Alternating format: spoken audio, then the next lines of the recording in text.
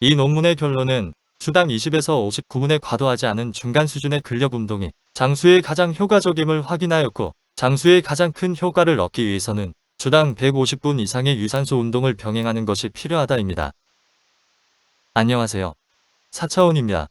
오늘은 2017년 발표된 근력 운동과 노년 여성의 심혈관 질환 및 암 사망률 코호트 연구라는 논문에 대해 말씀드리겠습니다.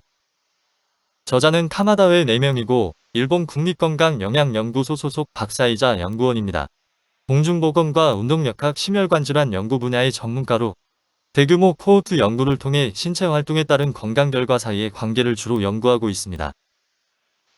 연구 배경은 신체 활동 지침은 주 2회 이상 근력 운동을 권장하지만 유산소 운동에 비해 근력 운동의 효과에 대한 증거는 제한적입니다. 또한 고강도 또는 과도한 근력 운동이 동맥 경직 증가와 같은 부정적 영향을 미칠 가능성이 있습니다. 따라서 근력과 유산소 운동의 주당 시간에 따른 사망률을 조사하여 최적의 운동량과 잠재적 위험을 파악하고자 하였습니다.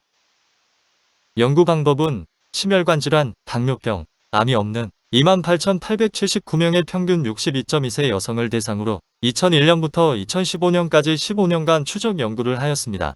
데이터는 자가보고 설문으로 근력 운동과 유산소 운동 이력을 수집하였고, 근력 운동은 주당 운동 시간을 5가지로 분류하고 유산소 운동은 중강도 이상 운동으로 구분하였습니다.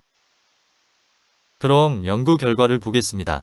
먼저 전체 사망률과의 관계는 근력 운동을 하지 않는 경우에 비해 주당 근력 운동 20에서 59분이 사망률 29% 감소로 가장 효과가 컸고, 60분 이상부터는 사망률이 다시 증가해서 150분 이상인 경우는 오히려 사망률이 10% 더 증가하였습니다.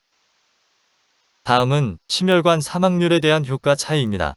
근력 운동을 하지 않는 경우에 비해 주당 근력 운동을 1에서 59분 할 경우 사망률이 35% 감소되었고, 60분 이상부터는 28% 감소해서 사망률이 다시 증가하였습니다. 다음은 암 사망률에 대한 효과 차이입니다. 근력 운동을 하지 않는 경우에 비해 주당 근력 운동을 1에서 59분 할 경우 사망률이 13% 감소되었고, 60분 이상부터는 8% 감소해서 사망률이 다시 증가하였습니다. 다음은 유산소와 근력 운동을 복합할 경우의 영향에 대해 알아보겠습니다. 주당 유산소 150분 미만과 근력 운동을 안 할 경우에 대비해서 유산소 150분 이상 할 경우 사망률이 29% 감소하였고, 유산소 150분 미만의 근력 운동을 할 경우는 사망률이 26% 감소, 유산소 150분 이상의 근력 운동을 병행할 경우는 사망률이 가장 큰 46% 감소하였습니다. 이 논문의 결론은 주당 20에서 59분에 과도하지 않은 중간 수준의 근력 운동이 장수에 가장 효과적임을 확인하였고, 장수에 가장 큰 효과를 얻기 위해서는 주당 150분 이상의 유산소 운동을 병행하는 것이 필요하다입니다. 이상 4차원이었습니다. 시청해 주셔서 감사합니다.